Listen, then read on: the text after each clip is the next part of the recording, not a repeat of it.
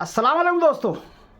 आज का हमारा वीडियो का टॉपिक है कि मालेगांव शहर बर्बादी की तरफ जा रहा है और सिर्फ किसी एक लेवल पर नहीं, हमारा मालेगांव शहर माशी तौर पर भी बर्बादी की तरफ जा रहा है, इस्लाही तौर पर भी बर्बादी की तरफ जा रहा है, समाजी तौर पर भी बर्बादी की तरफ जा रहा है और माशरती तौर पर, इस्लाही तौर पर, समाजी तौर पर और इसके अलावा दीनी तौर पर भी बर्बादी की तरफ जा रहा है। कैसे जा रहा है और इससे निकलने का क्या तरीका है, तो इस बारे में बात करते हैं। तो चलिए बिना टाइम गवाए वीडियो को शुरू करते हैं। तो मैं फैयाज़ अहमद अंसारी और आप देख रहे हैं फैयाज़ ब्लॉगर चैनल। और आज का हमारा जो टॉपिक है वो है कि हमारा मालेगांव शहर पूरी तरह से बर्बादी की तरफ जा रहा है और इसकी वजह कोई एक सियासी रहनुमा नहीं है, बल्कि मालेगांव शहर का रहने वाला हर एक फ़र्द है, चाहे वो बच्चा हो, बूढ़ा हो, जवान हो, मर्द हो, औरत हो या फिर और कोई कैटेगरी का हो, किसी भी समाज से रहने वाला हो रहा ये है कि अगर आप तालीमी लेवल पर भी देखें तो हमारे शहर का तालीमी लेवल इतना ज़्यादा गिर चुका है कि स्कूलों में तालीम के अलावा बाकी सब्जेक्ट पर, बाकी चीज़ों पर ज़्यादा तवज्जो दी जाती है। जैसे कि कोई प्रोजेक्ट बनाकर लाना है या फिर कोई प्रोग्राम में बच्चों को डांस कराना है या फिर कोई भी असरी कारकर्दगी करना है, इसके ताल्लुक़ से बहुत ही ज़्यादा अलग अलग तरीके से पैसे वगैरह माँ बाप से मंगवाए जाते हैं। और अगर बच्चा तालीमी लेवल पर कमज़ोर है तो उसको ये नहीं कहा जाता है कि उस पर हम मेहनत करेंगे, उस्ताद मेहनत करेंगे या घर पर मेहनत कराई जाए, बल्कि ये कहा जाता है कि उस बच्चे का आप कोचिंग लगा लो, उस बच्चे का आप ट्यूशन लगा लो। इतना ज़्यादा हमारा तालीमी लेवल गिर चुका है कि हमारे यहाँ के जितने भी लड़के हैं, औलादों में जो लड़के हैं वो तालीमी लेवल पर इतने पीछे हैं कि वो स्कूल ज़्यादा आगे तक पढ़ नहीं पाते हैं, बल्कि जो आम गरीब घराने के लोग हैं वो अपनी सिर्फ़ और सिर्फ लड़कियों को ही स्कूल पढ़ाते हैं, क्योंकि उनको दिखता है कि लड़कियों में इंटरेस्ट ज़्यादा है। और होता यह है कि 10वीं 12वीं तक पढ़ने के बाद उस बच्ची की शादी करा दी जाती है। यानी अब बच्चे डॉक्टर, इंजीनियर कम बन रहे हैं, हालांकि स्कूलें इतनी ज़्यादा बढ़ चुकी है और भर चुकी है कि उस्ताद को तालीम देना मुश्किल होता जा रहा है। उसके अलावा सरकारी स्कूलों को बंद कराया जा रहा है और वहाँ पर सरकारी स्कूलों की तालीम के लेवल को सही करने के ताल्लुक़ से कोई कोशिशें नहीं की जा रही है। और इसी तरह से अगर हम दीनी सतह पर देखें तो मौलाना हैं, मदरसे के आइम्मा कराम हैं, हुफ़ाज़ कराम हैं या आलिम दीन हैं जो मदरसा वगैरह पढ़ाते हैं, या जो इमामत करने वाले मौलाना हैं या जो मसाजिद के मुअज्जिन हैं, उनके ऊपर भी काफ़ी पाबंदियां लगा दी गई है। अगर कोई ख़तीब, कोई बयान करने वाला अपने बयान में सूद वगैरह के ताल्लुक़ से, हराम कमाई के ताल्लुक़ से कोई बात करता है तो मस्जिद के ट्रस्टी और उस महल्ले के जो सेठ हजरात होते हैं उनको लगता है कि ये हम पर तेड़ी मार रहा है या हम पर टोचन मार रहा है।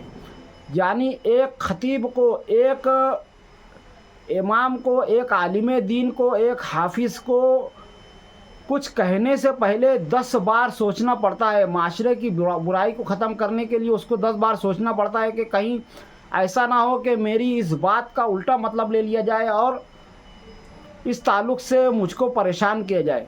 इसी तरह से अगर हम देखें माशरती लेवल पर हमारा समाज किस तरफ जा रहा है, यानी घरों में बेटियों को इज़्ज़त दी जा रही है और बेटों के साथ ऐसा सलूक किया जा रहा है कि बेटे शादी बाद अलग हो जा रहे हैं। इसी तरह से जो हमारे बच्चे हैं उनको अपनी बीवी का सख्त अल्फाज तो बर्दाश्त हो जाता है और वो ये कहते हैं कि अपने बच्चों का मुंह देख करके हम ये बर्दाश्त कर रहे हैं, पर अपने माँ बाप का सख्त लहजा ज़रा भी बर्दाश्त नहीं होता है और वो अलग हो जाते हैं या फिर उस ताल्लुक़ से अलग ही अलग घरों में तनाज़े होने लगते हैं। यानी बच्चे हिस्सा वगैरह मांगने लगते हैं या घर ही घर में अलग रहने की बात करते हैं या कहते हैं कि ये घर बेचकर ऐसा करो। यानी बहुत ही ज़्यादा हमारा समाज बुराई की तरफ जाता जा रहा है। इसी तरह अगर औलाद के लेवल पर कहा जाए तो हमारी औलादें जो है 5 वक्ता नमाज़ों से, दीनी माशरे से दूर होती जा रही है। सिर्फ़ और सिर्फ हमारी औलादें 1-2 घंटे का मदरसा करती हैं 6 घंटा स्कूल जाती हैं, उसके बाद मोबाइल लेकर बैठ जाती हैं। आप गली कूचों चौराहों पर देखेंगे तो आपको दिखेगा कि हर कोई मोबाइल लेकर के 2-4 लोग लेकर के बैठे हुए हैं। या पर अगर आधी रात को भी देखेंगे तो कोई नौजवान कहीं अकेले में हेडफोन लगा करके किसी लड़की से वीडियो कॉल पर बात करता रहता है, ज़िना करता रहता है और लोग उसको देख करके नज़रअंदाज करके चले जाते हैं। एक दौर वो था कि अगर किसी लड़के की नज़र किसी लड़की पर पड़ती थी तो पूरा मोहल्ला उस पर नज़र रखता था। और अभी ये ज़माना आ चुका है कि लोग इस चीज़ से को इतना ज़्यादा रोज़मर्रा की बात समझ लिए हैं कि इस बारे में कोई भी बात नहीं की जाती है। बच्चों के हाथों में मोबाइल इस तरह से पकड़ा दिया जाता है कि बच्चे तालीम, तरबियत हर एक चीज़ से दूर होते जा रहे हैं। इसी तरह से अगर आप माशी तौर पर देखें तो हमारा पावरलूम तबका जो है जिस तरह से बर्बादी की तरफ जा रहा है, उसके ताल्लुक़ से आप अगर नज़र दौड़ाएं तो गांव के किनारे में खड़की रोड, दयाना साइड अगर आप देखें तो सिर्फ़ और सिर्फ हमारे बरादरान वतन ही नहीं, यानी हमारे हिंदू भाई ही नहीं, बाकायदा गुजरात से यहाँ वहाँ से अलग अलग हिंदू हजरात पैसा लगा रहे हैं, कारखाने बना करके किराए से देते जा रहे हैं। और हमारे मुसलमान जो हैं उस कारखाने में लग करके भाड़े से ले करके उसको चला रहे हैं। उस मारवाड़ी को क्या है, उसको उसका भाड़ा मिल जा रहा है, बात खलास। और ये यहाँ पर मंदी हो, तेज़ी हो, ये लोग जो है माल की तरह लगे रहते हैं और समझते हैं कि हम बहुत अच्छा कर रहे हैं। और इसकी वजह से हमारा मालेगांव शहर मंदी की एक ऐसी दलदल में धंसता जा रहा है कि जिससे निकलने का कोई रास्ता नज़र नहीं आ रहा है। जहाँ पर 1 लाख लूम का कपड़ा तैयार होना चाहिए था, वहाँ पर 3 लाख से ज़्यादा मालेगांव शहर में पावर लूम हो चुके हैं। और अभी भी कई 100 कारखाने ऐसे हैं, कई हज़ार लूम ऐसे हैं जिन पर पावर लूम का परमिट वगैरह नहीं मिला है और वो इसी इंतज़ार में बंद पड़े हैं। वरना अगर ये सब चालू हो जाए तो शहर हमारा सड़क पर आ जाएगा। इसी तरह से अगर आप हमारे शहर के औरतों के अंदर बेपर्दगी को देखना चाहेंगे तो आपको पता चलेगा कि मस्जिदों और मीनारों का कहलाया जाने वाला ये शहर अब यहाँ पर बाज़ारों में मर्दों से ज़्यादा औरतें नज़र आती है। इतने बेगैरत हमारे मर्द हजरात हो चुके हैं, हमारे नौजवान हजरात हो चुके हैं कि अब वो सौदा वगैरह लाने के लिए खुद नहीं जाते हैं, उनकी औरतें जाती है। राशन वगैरह लाने खुद नहीं जाते हैं, उनकी औरतें जाती हैं। कपड़ा वगैरह लाने खुद नहीं जाते हैं, उनकी औरतें जाती हैं।